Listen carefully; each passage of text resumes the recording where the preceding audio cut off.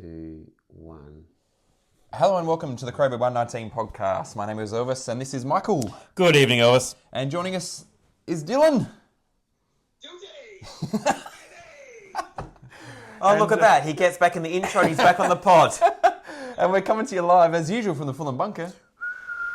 That's it. Oh, Michael. Yeah. And Dylan, this is the one? Where we let ourselves down. Yeah, it is the one where we did let ourselves down. Now, As much as it's a really controversial ending, and I feel like we've got a really bad stigma for getting involved in them. I've gone back over some footage that I was able to spend some time on, and the bottom line is we can piss up a tree all we like about what went wrong, but the bottom line is we didn't kick goals, right? And that's 100%. where this one sits. yeah. So, I mean, I don't have too many dot points from the game because, I'll be honest, I was pretty angry. And I didn't think I'd be that way, to be honest, but I was quite angry after the game finished. But and Dylan, you mentioned you had missed the first half because you were dealing with some other footy stuff. The first half was amazing, other than the fact we couldn't kick goals. So it was such a dominant first half that even the commentators were saying that the Crows should be up by 5 goals minimum at half-time. We let ourselves down with our goal kicking. I know Filthy got a bit of, I'll say, love in inverted commas for his miss directly in front. And he wasn't the only one because we had several players missing set shots. And I hate to say it, but the curse of Gunston just keeps coming back and back and back. And we're not here to talk about Gunston, but gee, he's like a fine wine, isn't he? He's literally getting better with age. It is so annoying. Sadly, he is. Like he looked like he was sort of falling off the bandwagon a bit there when he went to the Lions, and he's come back and wow, But Jared, you've hit it though. When you've got Tex, Rash, and Filthy delivering 0 goals, 8, you know where your concentration piece needs to be. There's a few other things I would probably. I don't want to be overly negative tonight. I think it may turn into a little bit of negative stuff, but there was some really good stuff to come out of it. And I'm going to touch on some positives first, if you don't mind. That Worrell chase. Yep. And the tackle on the whiz. And I actually thought Worrell had a relatively average night by his standards. Yeah. That that chase and tackle was just something to behold.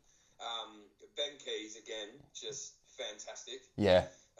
And the other one I actually wrote down, and I actually have a fan of Dan, as you know, but Dan Curtin, he's really starting to look classy, isn't he? I think we've worked it out with Curtin for now. I think he's found his spot on that left side wing. And that's not to say I don't think he'll be a wingman, but right now, with his height and he's a good kick of the football and his strong mark, he is really and he's popping up in a forward pocket too, taking a bit of a mark and having a shot at grabbing a snag too each game, which is good to see. So I think we've found his place. And I'm super excited about Curtin. And while we're talking about him, I'm even more excited to hear that he's talking about signing a new longer deal. So that in itself right there is the positive I'm taking from the last 7 days. You know, I think it probably says a lot about the club's direction in general. Yeah. There was obviously some mudslung the week prior that I wasn't able to talk about with you guys. Yeah. But, to have that, you're right, to have that bit of positivity about the club now that's shoved it up your ass kind of thing. Yeah. But it says a lot about what this group is about moving forward with Dan looking to secure his long-term future, right? Absolutely. Has anyone seen Fogarty? No, the mist has definitely ascended because he's gone missing a little bit. He had some friends on the weekend. He had some friends, but I think I find with Fogarty the most frustrating thing is when he's not delivering in front of goal, he generally still is, I feel, around the ground enough. I'm starting to actually think, and this is going to be controversial, and while it won't happen now because it's Dubai, it may have been time just to have a week off. Whoa. He's still a leading goal kicker. Is that too big of a call? I reckon that's a big call, Deal. He's still a leading goal kicker, equal leading goal kicker. But him and Filthy both have 28, and he has had a lean. He's just not having a massive impact on the contest. Because what I would want want to see. Because I agree before, when he was having a bit of a quieter night, he was getting a bit further up the ground, taking marks in between our forward 50 and centre wing and delivering the football, because he's a beautiful kick of the football, whether it be filled or a shot for goal. So he was kind of getting up and doing that, and he probably hasn't been quite as influential. And then on those particular nights, obviously, he'd get himself into the game, and then he'd pop up and he'd kick 2 or 3 in a quarter. And all of a sudden he's got 3 or 4 for the night. So no, I don't disagree, Dylan, in the sense that he's been a bit quiet. I think we got bigger problems than Fogarty, though. I think there's probably a few other that are a bit more under the pump than Fogarty. I think you play him through his little bit of a slump. But you're right. I actually didn't look at the lineups on the way into the game because I was just tied up last week.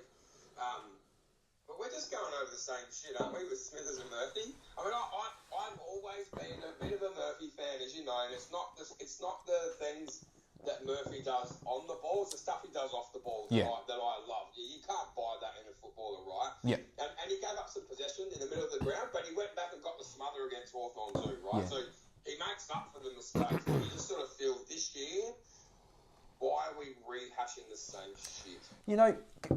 And it is funny with Murphy, right? Because obviously when he came in, and obviously I'll touch on this now because the Adelaide Football Club put out a post online that said, "Footballers are human too. Please be kind or reconsider leaving a comment." So obviously, with the selection, he copped an absolute bashing, which is disappointing that the club felt they had to put that out because obviously, and the fans are passionate. He's been a good servant, so he doesn't deserve that. No, he doesn't.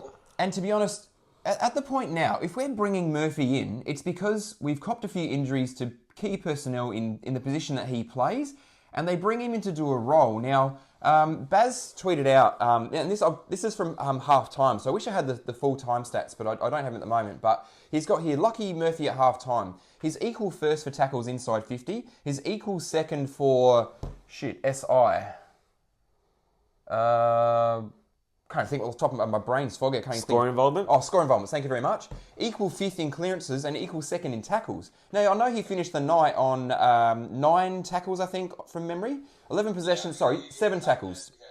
7 tackles, 11 possessions. And so even though he didn't score, he's never been a prolific scorer anyway. But I think in terms of creating forward pressure, I think he did his job. And the same thing with Smithers, Dylan. I think in the game previously, so the Hawthorn game, I feel like Smithers was the perfect sub because his long kicking was exactly what we needed to help us get over the line. Because every time he kicked out, he brought us to the centre circle. But when he came in as sub this week, we tried to play him as a forward. They took Pedler off and then put Smithers in the forward line, which was a really weird decision in my opinion. So on a heavy ball night too, where you're really going to be banging it from outside 50. Correct. Like he's the person you need that's just going to get the ball and then bang it 60 metres back out again. Yeah. So weird decision. I'm really annoyed with Pedler. Yeah. Because he's been, like we said, I think as long as he's kicking goals, he doesn't have a great night, he keeps his spot. Well, now we've got a problem, Peds, because you haven't kicked goals, your performance is rat shit. You've got 3 tackles in a game where this is built for someone like him with a mongrel. Yeah. This might be the not for Peds, I think. I think he's in all sorts of mess, and he's probably the perfect trade bait at this point. Yeah, I'm sad by that, but I feel the same way because obviously. Oh, and the other thing I would say too, which doesn't help, is we missed Peatling. I feel like now the 2 games that Peatling's been suspended for, I reckon we've lost. Off the top of my head. And I think it's because he provides that bit of mungle in the middle, the tackle pressure in the middle, that defensive pressure that obviously we sadly missed in both those. I can't even think that the first game was a Fremantle game that he got suspended for, wasn't it? I think so. And he rocked up in Perth and played like a bloody bunch of clowns. So I think he has a vision, and he's seen he can play things out before they happen, and he makes them happen by the way he brings other players into the game. Yeah. And you can't put a price on Peatling, right? And I totally agree with you. If we replay that, put Peatling back in the side, I believe it's a completely different result. However, the Crows again, and the last quarter is very frustrating. There's a couple of really, really disgusting umpire decisions, and mind you, Hawthorn cop one too, and I can't remember what it was, but they cop one. Yeah. But the 2 that led to the goals that win them the game, and I don't think we Oh. The Crows are falling. It's I haven't been watching a whole lot of TV this week, but if they haven't come out and sincerely fucking apologise for that disgusting post, they should. Yeah. Because if it was a very clean umpired game, I don't have a problem with it. Yeah. But when we lost in the manner that we actually did lose because of the 50 metre first, Yep. it's not ever a 50 metre, because that Dylan, what's his name? Dylan Moore has nothing to do with the contest. Yeah. So him being tripped when he's not the one that's the guy who's got the ball in possession is cheating. It's blatant cheating. And the other one is the one that's really starting to get under my skin as an old school defender. Fogarty's just gone to force the punch. Yeah. If we're going to fucking pay that, then we're paying it every week at every contest, whether you're a ruckman. I don't care who you are. If you punch a ball and it goes out, it is now deliberate every game of the rest of this year. Yeah. End of story. The ball's in dispute, and he's just made a contest. It's and in dispute. yeah, Like I just don't get it. I don't get it at all, and it's just getting harder and harder to do anything. And I guess, you know, it was a tricky night. It was slippery conditions. Probably the weather didn't really help the game, as you can tell by the scoreline. But bad kicking is bad footy, and these are my 2 dot points, because the rest I can just go a cappella. But I've got here dominant first half, goalless in the third, and it took us until the 13th minute or something of the last quarter before we scored a goal again. Like, we went from 4-7 to 5-8 in a quarter and a half of football. So, like, if you're not applying any scoreboard pressure, and considering the fact that first half display, Dylan, and like, seriously, mate, if you went back and watched it, we were so dominant. Yeah. It was not funny. And it was just, we had some ordinary misses, and to be fair, the goals we got were pretty scrappy. They were pretty scrappy. Yeah. So Benny Keys, I mean, I can't speak any more highly of Ben Keys, but again, he's popping up and kicking 2 goals. Absolutely brilliantly doing his job again after a quieter month there a few weeks back. So he's sort of hitting his form. Who else was the goal scorer? Was it... Isaac got a beauty at the pack. Oh. A couple before that. Yeah. Really shit me. Rankin got the goal to put us ahead with 6 minutes to play, and I had my fist up going, like, let's go. But I think, Daniel Curtin had a good goal, and Isaac Cumming, probably one of his better games for a long time too. But when you've got, it was 8 behinds between Thilthorpe, Tex, you said, and Rash, was it? And Rash, 0 goals. Yeah, and then Chuck Foggy in for another point. So there's 9 points between our top 4 goal scorers. You're not going to win too many games of footy when that's the case. Well, you're not. Actually, gentlemen, you're not. You're not at all. Like, very, very disappointing night. There's one piece of damning footage that I actually watched over and over again because I wanted to pinpoint it, but Gunston's fucking killing us all night. Yeah. And he's a smart footballer. Now that one, there's a deliberate out of bounds. I think it comes from the Fogarty incident, and then the ball goes up and out the back.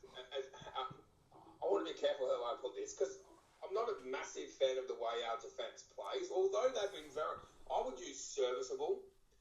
I'm not going to sit here and say that I think they actually play good football, but I'm telling you now, they're not talking to each other.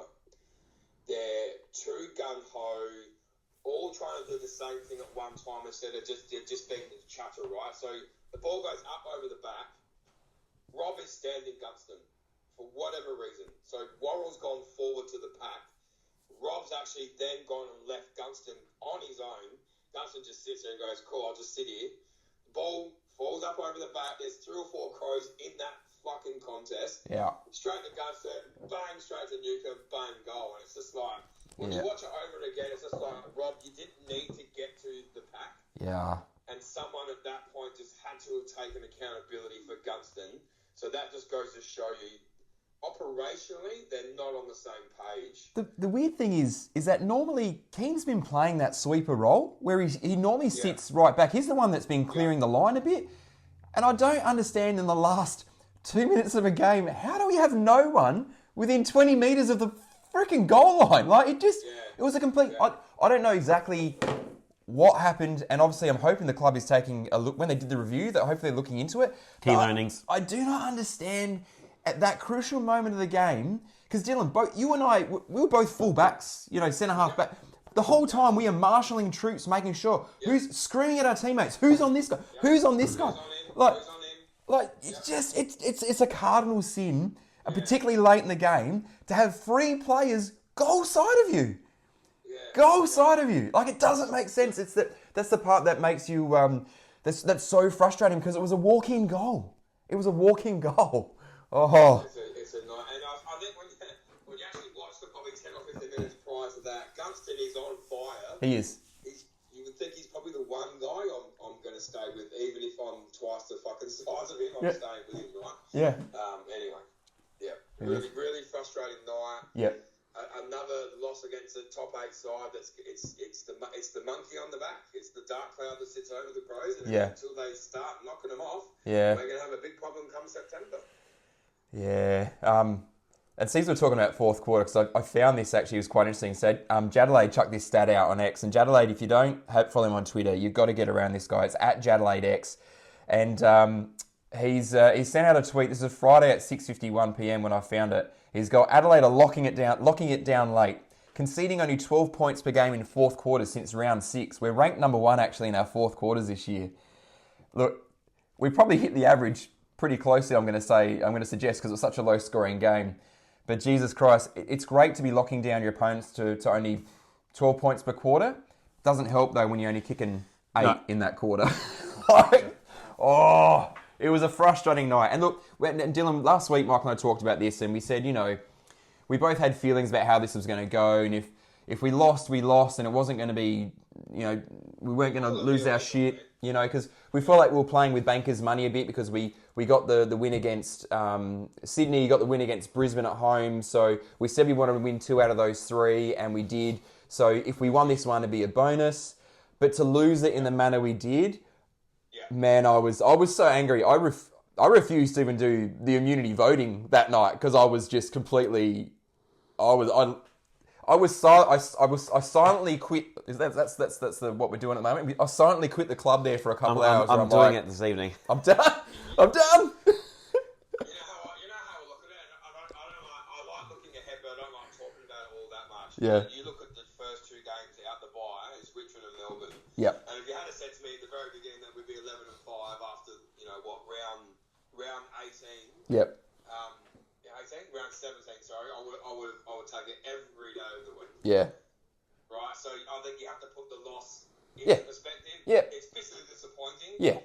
Would you rather get smashed by 7 goals? Absolutely. It's almost like, I don't want to say karma, but the bus came around after we probably should have lost to Brisbane the week before. Yeah. But you take them and you move on, and you do. take a loss this time. So, Yeah. right? And Swampy sent out. You go. I'll get jumped here. So Swampy sent out a stat as well. He said that, here we go. So boys, the last 3 games between Hawks and Adelaide at Launceston. So round 6, 2021, Hawthorn win by 3 points. Round 6, 2023, Adelaide wins by 3 points. Round 14, 2025, Hawthorn wins by 3 points. So boys, put your house on it. When we go back to Launceston and play Hawthorn again, it's going to be the Crows win by 3. Like, Jesus. Oh my God. But Michael, I do want to ask, because you're a bit dirty this morning, because you wanted to discuss something, and I think it's valid that we still talk about it. Okay, but before we do... Oh, okay, sure. The text line is open. Oh, okay, let's hear it, yes. So the text line is open. So for some reason, my phone didn't go off. Oh, I thought it rang or something. No, that was a call. This wasn't the text line.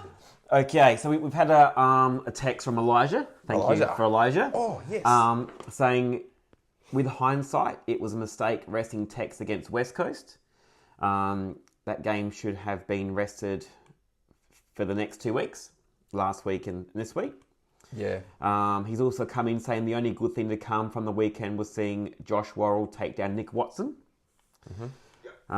We then got Braden coming in saying Curtin is going to be elite in the next couple of years. Great pickup from the Crows. Are not scared to bring in a WA boy. Yep.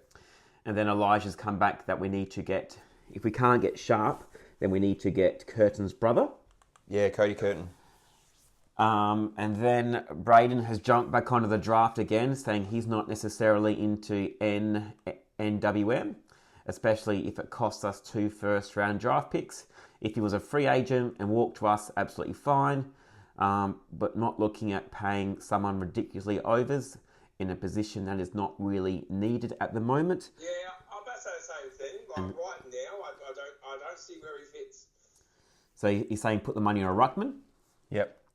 And then he's also chipped in saying Jack Riewoldt is a Crows hater, and he's absolutely butchering the Foxtel coverage right now. Buckley and Brownie is a Crows lover, but Jack is Foxtel's version of Kane, Dickface, Corns. Yep. Braden did not say that. I added that last bit. Just want to be clear. Just want to be clear. I say, oh, Braden, wow, them's are fighting words. I added that last bit for just some... Poorly paraphrased. For some poetic Took some license. Someone's getting sued. Someone's like, that's okay. Oh, no, that was what Braden said. That was for Braden. And the last comment comes from Elijah, saying, after watching the match, I think I have to agree with the AFL that Tassie should get a team, but only to have a stadium. If the Crows have been the most attacking team in the AFL in the last few years, could only imagine 44 points. I think this says something about the difficulty in playing there. So build a fucking roof. You know what? I actually think it was a ploy by the AFL. I 100% too. I think this is actually a setup. Because here's the thing, if you're going to play games, like it's no different playing in Tasmania than playing in Melbourne. Just play the games in the day. Yeah.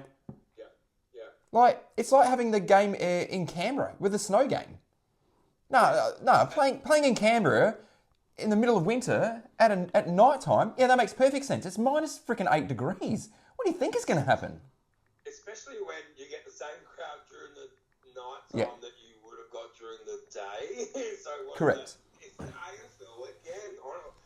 I feel like we should just do a pod dedicated to how shit the AFL are actually running their own game. Oh, yeah. Yeah. But, you know, they print money. So, in the morning. Yeah. It's getting sued. It doesn't matter. I've got them blocked, so they're not listening. It made me think, because you know about your text line, I actually got a message from a long-time listener, Kieran Davo. Now, and he's ended one of his messages with, lol, you can just quote me. All right, so here we go. He said, because we're talking about, he sent a message saying, surely they give Edwards a go, you know, after the selection. He said, surely sense prevails. I'd rather a Charlie Edwards comes in as sub or plays his 9 touches, 4 tackles at, 30% efficiency, maybe a goal and get a game experience than experience Murphy doing the same.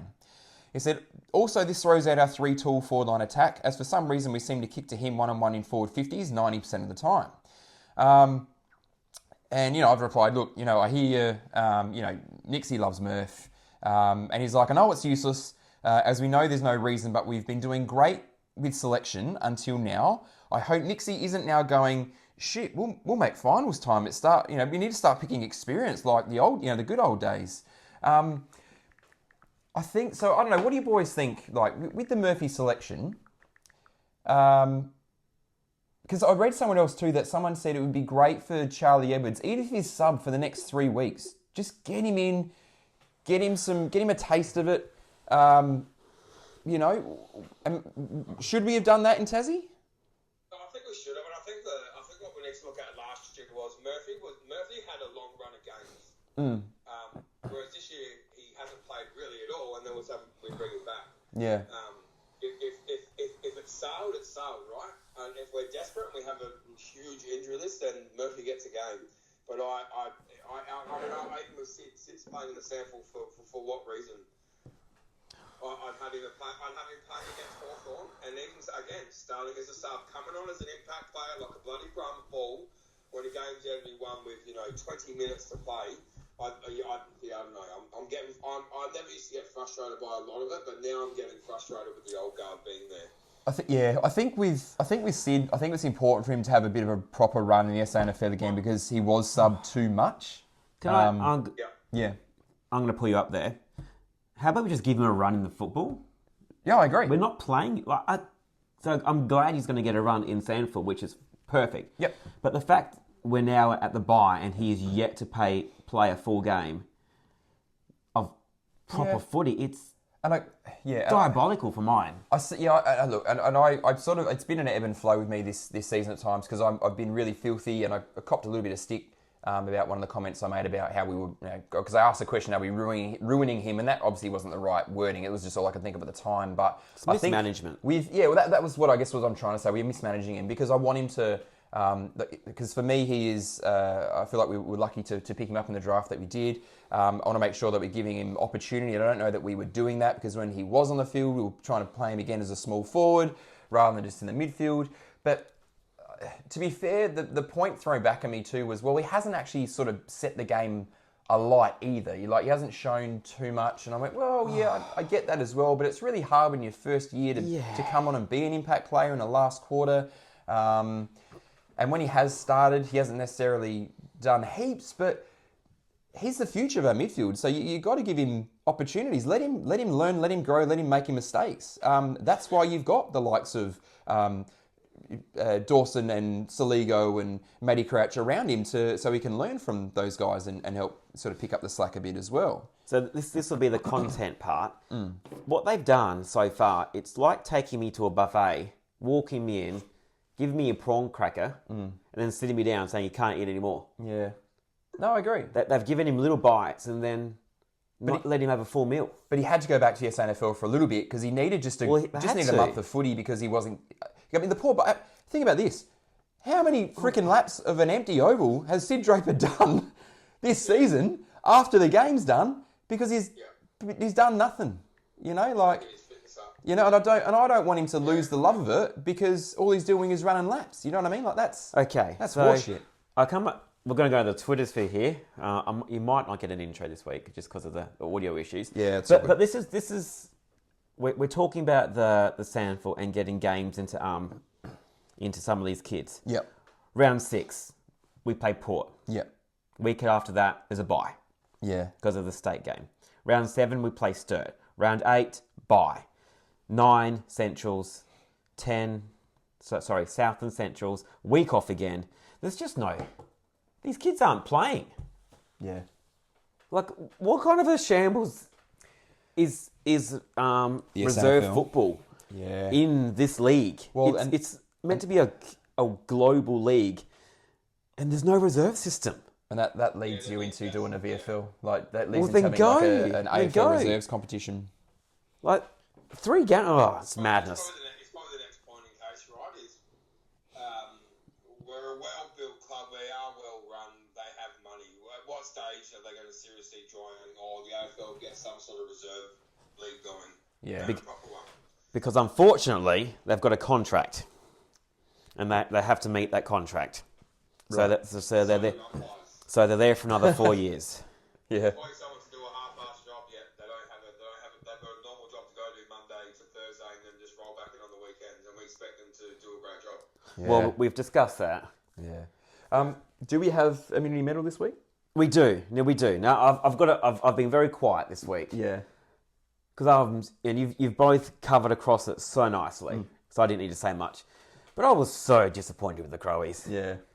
They've teased. They've teased for 4 years, and I thought this is it. And I was ready to go.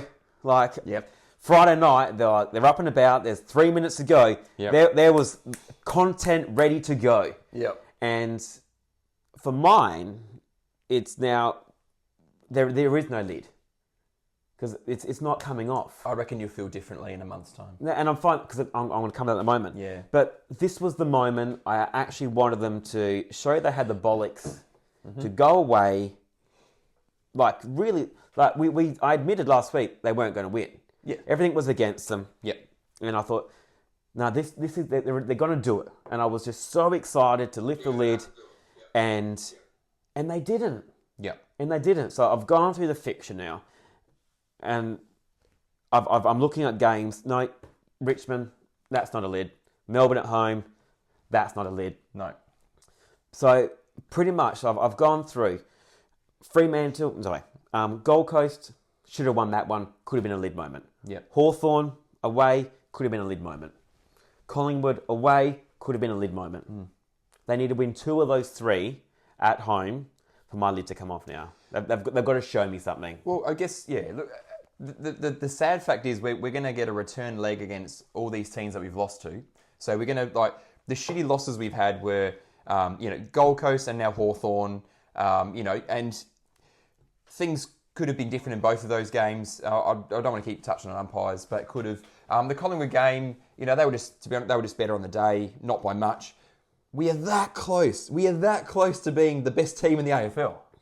We just can't. We're just not there of consistently now winning close games. Like, we've actually won a few. We have to give credit where credit's due. We've actually won a few close games now, and we can argue that with someone we just managed to hang on and blah blah blah. But we have won some close games against some quality opposition. We haven't done it away from home. So we're nowhere near a Collingwood, say, who are the experts at it, which is why Collingwood has a flag just quietly.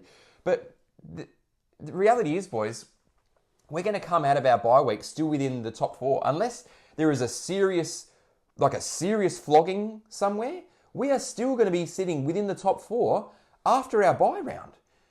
So, Dylan, you're right. If we can come out and, look, mate, we've got to make sure that we're just ready to go against Richmond, because that could be, you don't want to slip up against the shittest team in the AFL. We come home to Melbourne. The Crows thing to do, though.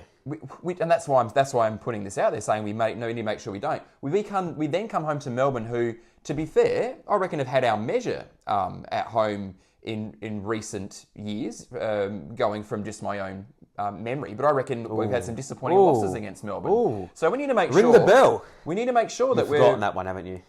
Ring the bell. Ring the bell. Down by 6 goals. Yeah. But I mean, look at those games around that. The only way they make the noise go away from here is to win. G, right? It's simple. So you can win at the G. It doesn't matter who you play, just win. Yeah. You've got to knock the dogs off. Yes. It's non-negotiable from here. We have to beat the dogs, and in between that, you get Melbourne, Gold Coast, and then a red hot, showdown. Yep. And Gold Coast is almost a markdown. I reckon they're starting to fade, and that's going to be a grudge match. Thanks, Jill. That's a grudge match for me. Don't you worry. So you've got Richmond, Melbourne, 11-5. With the Dogs at 12-5. You have to beat the Stones at 13-5, and then it's non-negotiable showdown 13-5. Yeah. All of a sudden, we're looking pretty fucking good. Yeah, and that's something. So this season could go in a really, the reality is that we can, be disappointed, and we've had some hurdles, Michael, that we've tripped over along the journey. But we have got ourselves into a position where we've got a serious attempt, and you boys both said it about, let's call the expectation is what it is now. We've got a really good opportunity to finish top 4 and get the double chance. We've got an even better opportunity to get a home final. The run that's there is realistically top 2, but I just think you're looking at the West Coast game in longevity, and you're planning now to probably rest 6 to 8 players on that week and don't take them to Perth. Mate, I'm resting half my team. I'm doing a Ross Lyon against the Kangaroos in the last round. So I think you almost go hell for leather and get the run under the belt. I think West Coast is a game. It's a long trip to Perth. I'm resting at least 6 to 8 guys, and that includes Dawson and the likes. Those guys aren't travelling, and put some kids in the team and give them a game. Yeah. I like what you just said. That they can call the Jets, but I'm not calling them a Jet. Someone needs to just have a look, and because there's a significant opportunity that something can happen. You saw with Brisbane and a couple of others over the time. You don't need to be the best throughout the season. You just need to get there. Yeah. Well, and just don't want to look back in 12 weeks' time thinking, fuck. Yeah. All those ones that we let slip, and not even talking about the ones we've let slip in the past. If we keep doing this same tripping, I think I just fear we're going to look back like we looked back at 05 and 06 and just saying that was a moment. A bit more confident that and dare I say it, last year was we just write it off. Yeah, that was a write-off. I think this year is the stepping stone. Yeah.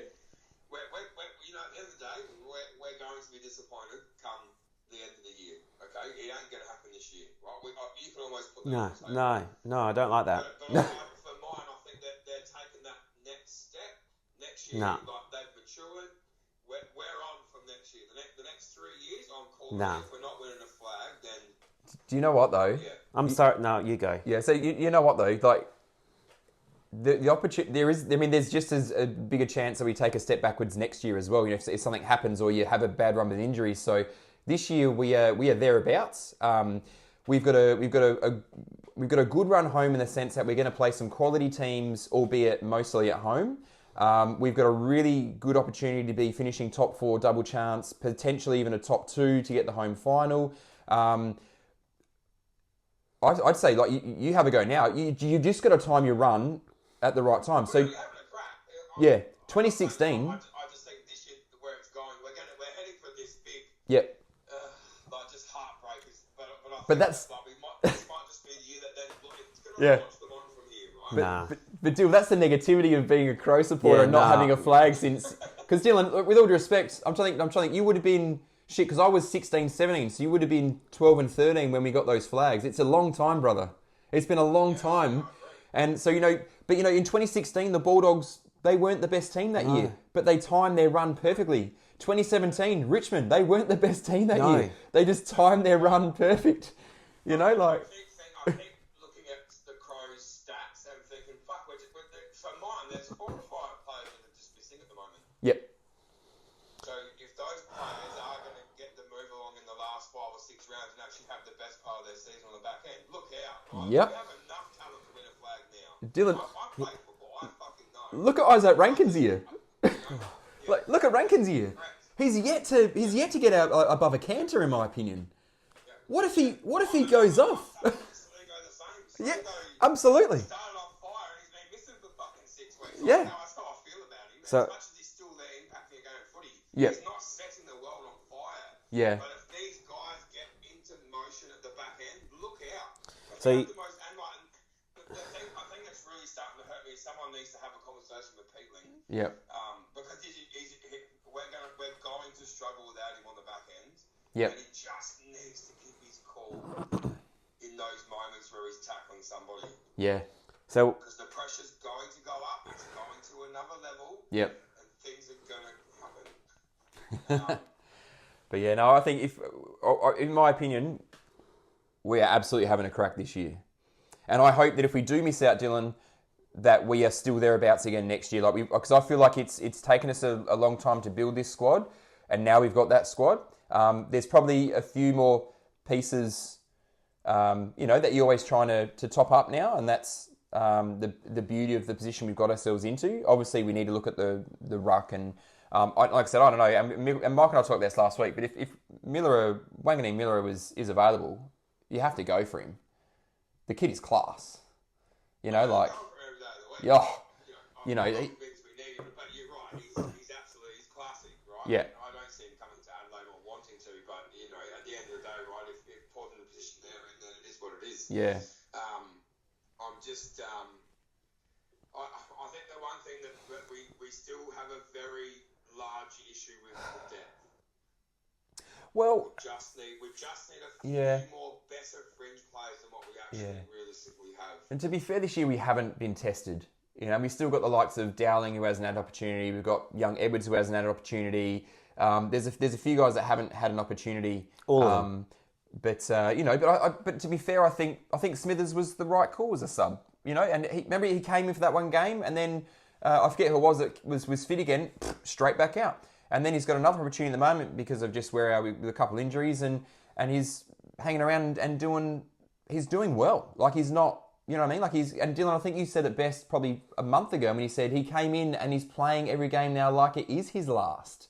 So, like he's just he's carefree and having a crack. So, no, I think if we can stay relatively injury free, we are into this up to our eyebrows, gentlemen. and there's something different now. Yeah. And from in the previous times, there's been no senior football person there. Yeah. And there's a person there. Yeah.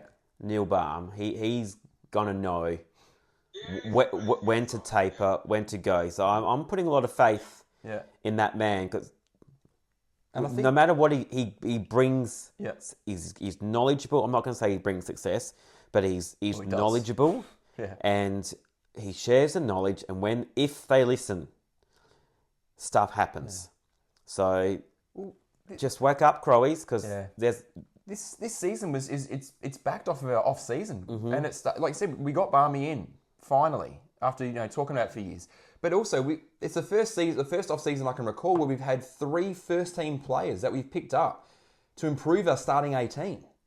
Yep. The year before we picked up Burjo, and we're all sitting back going, okay. So I'm just saying, let's not put a lid on our glass ceiling. No, I'm definitely not. I'm not. And any glass ceiling I want, I'm smashing straight through. Like honestly, I think if you time it right and playing good footy at the right time, It's about timing. 100% it is.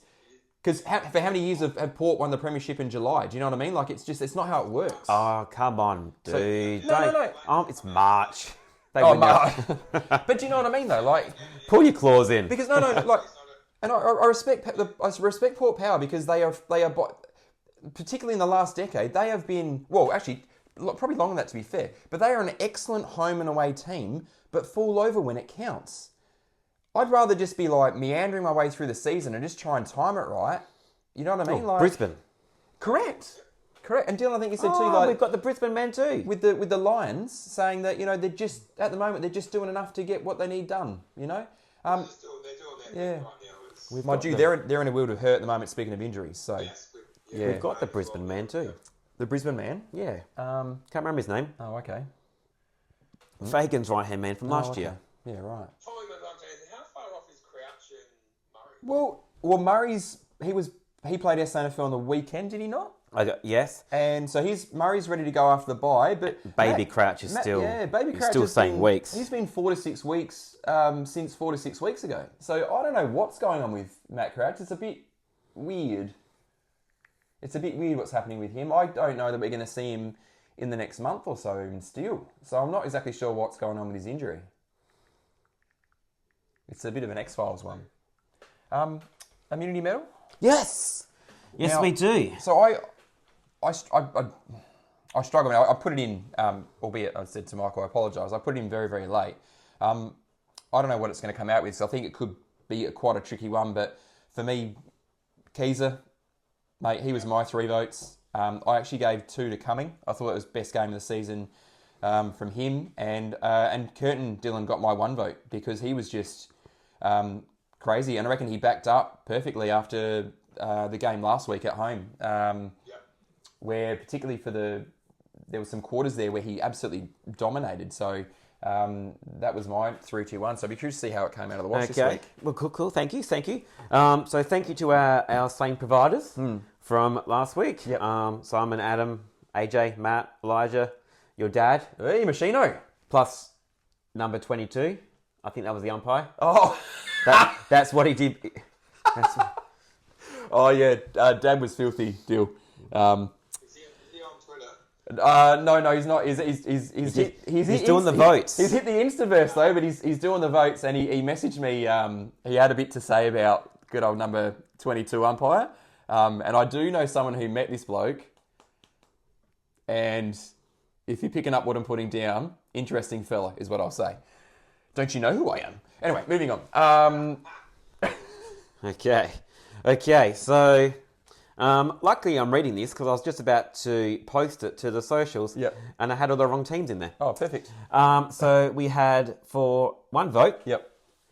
Isaac Oh, Isaac got a vote, did he? Okay. Cumming. Oh. Hook, line, and sinker. Oh my God. So, okay. So Okay. 1 vote for Cumming. Thank you. 2 votes. Yep. Riley. O'Brien. Okay. Cool. I And was going to say, don't. You're annoying me with this whole stop-start. Oh no. well, you can always mute it. The- And number 3 votes was to Ben Keys. Ben Keys. Keysy. I love you, Ben. I'm trying to get him on the podcast. Ben, if you're listening, come join us for a Q&A one night, mate. We love you. I'm not going to say it. Okay. So he's just not that friendly. Really? He's not that. No. Oh. He's not that. Nah. That breaks my heart. So Ben proved me wrong. It's Zan's favourite player. 2 instances at the Crows training camp I took the kids to. Yeah. Massive douchebag. Oh no. And then against Brisbane when we won, he came over with the footy. The only Yeah. And my kids are screaming for the footy. I'm like, yes, my kids are getting the footy. And he gave it to someone else, which I'm okay with. Yeah. But then the kids are desperate for a high five. No way. And you just didn't do it. Oh, Benny. Went home, and the looks on their faces, I feel like you should come on the show and apologise. Benny. I'm trying to Guernsey with footy to send it to my kids. Benny. Yeah. Prove us wrong. That's 2 burn marks, Guernsey, mate. Oh. All right. Now, there is one thing I want to bring up in other news this week because I think it's important. But inaugural Crows women's captain, Erin Phillips, conducting to the AFL Hall of Fame during the week. Mm-hmm. Did see that? Yeah. How many flags with us? Was she there for all 3? Or was she there for 2? 2. 2 flags. I'd say yeah, it was 2. Yeah, amazing sports person. I think we were very lucky to get Erin for as long as we did. And it's a shame for her that obviously so late in her career that she got to play footy. But I mean, only represented Australia in basketball. She's a bit of an elitely talented in whatever she did. But I just want to bring up that, massive congratulations to Erin Phillips for what she's brought to the women's game and just to our club on a more selfish manner. I would be asking if she wants to coach the women's. Dude, look, I mean, she can do it. I think she's more into the media stuff now. She wants to be more on the media side of things. I'd ask the question. Yeah. But anyway, I just wanted to make sure that what got aired because I'm well proud of that. So boys, all I've got left is Twitterverse from my end. Are we keen? Go for it. All right. So now, Dylan, first tweet. You're gonna love this one, mate. Leadership quality. Now, this is a tweet by he's returning Alexander V at Pedler Get around him. And Dylan, this goes exactly to what you were talking earlier. You beat me to the chase when we were talking about Worrell. But the AFL's tweeted out, what a chase from Worrell. And Alexander's written, Worrell should be a future captain or vice at a bare minimum. He's a star. He's had multiple goal-saving chase-down tackles this season alone. And he is just the definition of a heart and soul player, as I Love Sam Berry has tweeted out as well to reinforce that. So I can't speak highly enough about Worrell. He's definitely in my leadership group. The kid is an absolute star. So yes, I would be keen. Now, an abomination. This is from Peter J. Crows. Forward line, an absolute abomination tonight. 37 inside 50s for 4 goals. 2 of which were Key's scrubby specials, and 2 were our wings in Curtin and Cummings. Shout out to the defence and mids, outstanding. Forwards need a hard look at themselves at half time. So this is obviously leading into half time. Real possibilities. So this is Albert and Crow. That's a shitty loss, and that's probably a good way to describe it. A lot of squandered opportunities, but if you said we'd come out of Swans, Lions and Hawks 2-1, most of us would have taken it. Draw opens up now, and top 4 is a real possibility. So yes, I appreciate that. Now, Dylan. Actually, I've got this one here. Now, I don't know how well you can see that, Dylan, but did you see that meme during the week? I can't remember if I dropped that in the Crovid one. So it's got good old Mitchell there doing the Wolverine holding the picture, and he's staring at the picture of the umpire there, yeah. Number 22. Okay. So this is well-timed sarcasm. So Beltway's back from the US. Now, the AFL's sent out a tweet saying Hawks snatch it late. Now Beltway's retweeted this and he's gone, umpires hand it to Hawks. There, fixed it for you. Oh shit. I love you, Beltway. Is it time? This is from Chalmers, dual premiership coach Hoss, mate. It's been a while since I've been this upset at a sporting contest. It isn't. I wasn't playing in. Just shoot me. It's easier. Yep. Realist. This is from John, JBabs84. Say what you want about the umpires, but 1 goal and a half of footy isn't going to win you the game. Nope. Sad but true. Many reasons. This is from AFL Talk, so at Adelaide Club 8. Another game lost by shocking kicking. Questionable umpiring, but more importantly, goal kicking was fucking atrocious. We nail them when we meet them again. We win that. The Hawks were favourites for a reason, but we must improve and not play hard one week, then soft the next. Missed Pete's. So yes, we definitely missed Peteling. Kind of in a succinct way. Just the last bit of 40 minutes we've been talking about in one tweet there. Another realist. This is the Dose. The Dose is back. Meanwhile, Michael, Collingwood are 21-5 in these games. That is what a tough, successful, ruthless football club looks like. And this is off the back of Vards, because Vards sent out a tweet saying 29th game decided by a goal or less, 9 wins, 1 draw, 19 losses. So we've got 24% of all of Nick's games are decided by a kick, but only a winning percentage of 31 of that 24%. So we have still work to do, Michael, but we've just got to time our shit right. Now, Crovid Listener of the Week. Now, I don't know if it's the fact that he's up at 2 a.m. watching games on the other side of the world, but Beltway was on fire the other night. Now, Beltway, he brought back the free kick, he brought back the hashtag. Hashtag free kick Hawthorn is back in vogue. VFL is going to VFL. You just can't waste that many opportunities when you're playing 26 versus 22 in the arse end of the world. I fucking laugh so hard at that tweet because he's attacking everyone from is it 8 different directions that he's attacking everyone there. And because that tweet had so much quality and had so much venom, yet it was almost like a triangulation of fire. Beltway, my friend, you are the Crovid Listener of the Week. Get around him, boys. All right, the week ahead, gentlemen. So it's a bit of a boring one for us because the Crows aren't playing. Thank God we've got 2 more bye rounds to go, I think, and then we can sort of pack it in. Oh, speaking about the arse end of the world, Excuse me. bye round time. Yeah. Fix it. Bye rounds? Just 2 weeks Oh, for everyone. it's This is just stupid. Stretching it over 5 weeks? It just needs to be one buy round. Yeah. Just everyone gets a buy as we go along. If you need to catch a couple up to make it even, you have a couple on one round. Just sort it out, man. Yeah. Just, honestly. It's Yeah. stupid. I know. I don't disagree. All right. Maybe you could have like a round 0 and then a round 0.5 before round 1, so that the ones that don't play in round 0 play in the round 0.5. Sorry. If you've got a Melbourne side that's selling 2 games to live in Perth for $2 million in the pocket, Yep. let me tell you, it's about time you fucking fold them and move it on. Yep. Been talking about this for a little bit. Thank you. And It makes no sense that North Melbourne are a home in Bunbury to West Coast, and then of all fucking places, they're a home to Fremantle at Optus Stadium. yeah. If it's about money, move it on. Cool. Yeah. The St Kilda Kangaroos, that's, that sounds good to me. I think, and the reality is too, like if the Tasmanians are going to get a team, and I'll be filthy if that doesn't go through now. It won't go through, mate. They're in trouble. A 19-team competition doesn't really work very well anyway. I can't see you expanding out to 20. And it's shit for the fans because I would hate for my club to fold. But Jesus, you gotta have a look.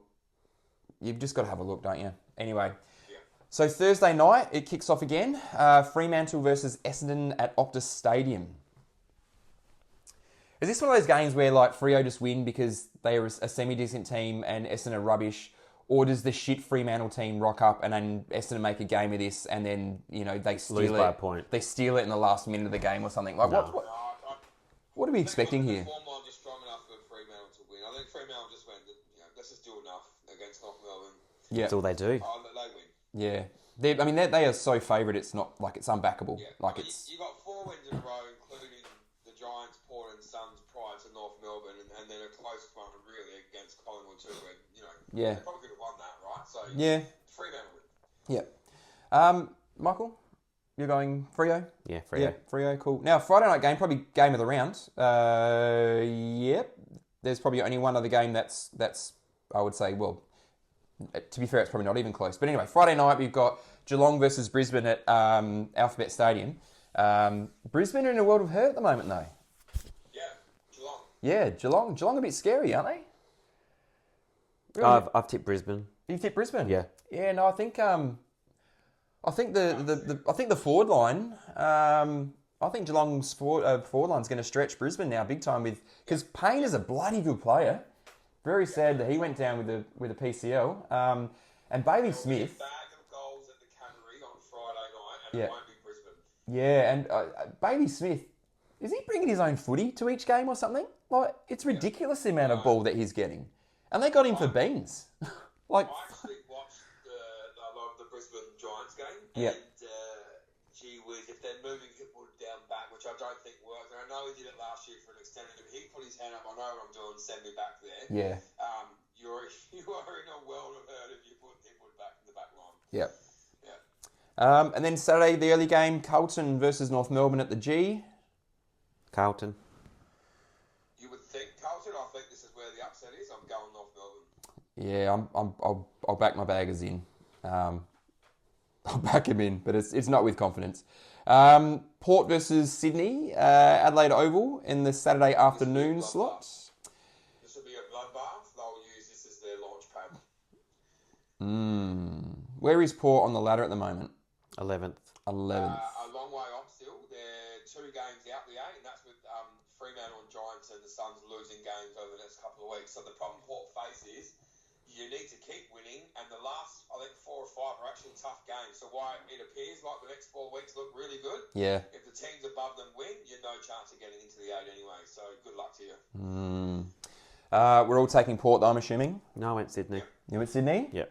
Okay. Wow. I just Port at home. Yeah, Port at home. Georgiades. I'd say he'd be scary good if he could just sort his kicking out. I think at the moment as well. Like, I mean, he had 7 on the weekend, which is amazing, but he should have probably had 10. Which is crazy. It's like It sounds like I'm throwing shit at him. I'm not really, because he's just such a talented footballer. But he misses ones he should kick. Speaking of bloodbaths, Saturday night game is Collingwood versus St Kilda at Marvel. So the Pies are having to travel this week, boys. They're having to travel away down to Marvel against a rampant St Kilda. Yeah. Okay, no, Pendle's not going to know himself? Are they on a bus or are they getting the train? Yeah. It's Collingwood by a mile, isn't Yeah, it? it is. Yeah. But Craig, if you can confirm, mate, let us know. Yeah. All right, so 2 games on Sunday. What should be a really, really good game, hopefully. Interesting. Giants versus Gold Coast. I think, is it 5th? No, what are we? 3rd versus... 7th versus 6th. There we go. 7th versus 6th. The Giants... You know, the funny thing here is, right, I'll throw this at you. Fremantle win, Giants win, Yep. Bulldogs win, Gold Coast are out the attic. Crazy. That's crazy. Gold Coast are out the 8 if the other 3 win. Giants' home form has just been shit house. You can't... Oh, but You- then they beat Richmond and something. But Cadman got off the leash because of pain. Yeah. So he had it easy because I watched the game and he had it easy. But mind you, Cadman, look out.